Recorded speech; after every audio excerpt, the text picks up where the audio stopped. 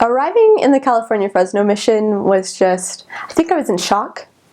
I was really excited, but I think I was just super overwhelmed, and I was kind of running around kind of like a chicken without a head. Even though the mission leaders and everyone was so great at leading me, I was kind of starry-eyed and I don't know what I just got myself into.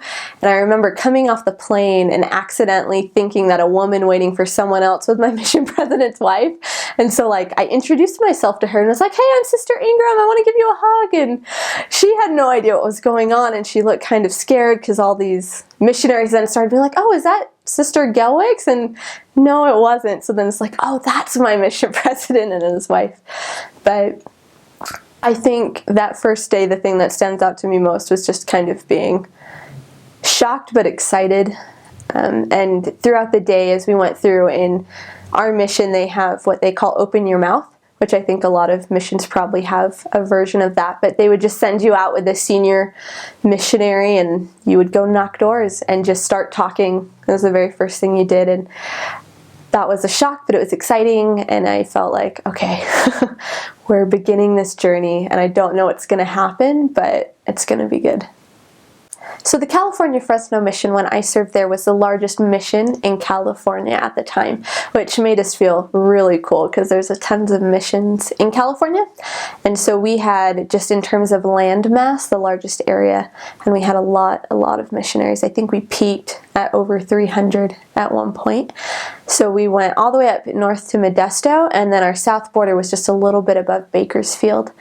And so the best part about the Fresno mission, and that I loved and I didn't realize, is just how beautiful that area is. Everyone always thinks of the coast and beautiful oceanside scenes, but the Fresno Valley is beautiful. We had the Yosemite National Park in our mission, so you had like the redwood trees and just these beautiful mountains and glaciers that you could go visit, and it's just a very fertile area, so fruits and vegetables and almond and garlic and so many other different things that I'd never eaten before, and it was just so fun to go tracking and to have orange trees that you could pick oranges off of.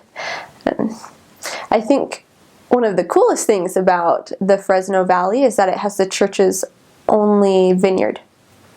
So there's a vineyard where the church owns it, and they make all the grapes that go to like the bishop's storehouse.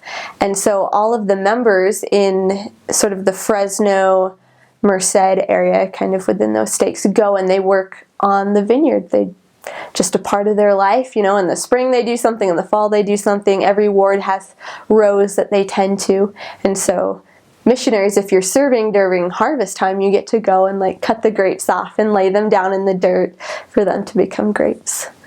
So it's a lot of fun to go out there and do that with them.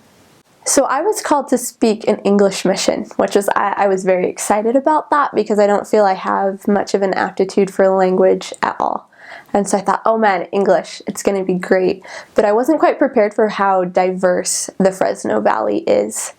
In a lot of the areas that we served, there's Spanish-speaking missionaries, there's Hmong-speaking missionaries. There were lots of different nationalities that were quite heavily congregated in certain areas. So we would go tracting, like the whole street and neighborhood would be Hmong speaking. And so I wasn't quite prepared for like, oh, there are so many different people of so many different nationalities. As an English sister, I was like, oh, I'm not quite prepared for what to do when someone speaks Spanish or doesn't speak English. And so it was interesting having to pick up on some Spanish anyway and just kind of figuring out how to love and learn and teach people of different nationalities, because I wasn't expecting there to be so many. The Fresno mission is very hot. I was unaware of just how hot it could get. And so it's really important that you pack for hot weather. I remember I had these leather shoes. They were like really pretty $80 shoes from Nordstrom's. I thought I was just going to be the coolest sister missionary out there. But when I would walk with them in the heat, they would like shrink and I would get terrible blisters all over my feet. And so just be preparing in your wardrobe choices for the weather and making sure that you have very loose, comfortable clothing, especially for the hot summer months.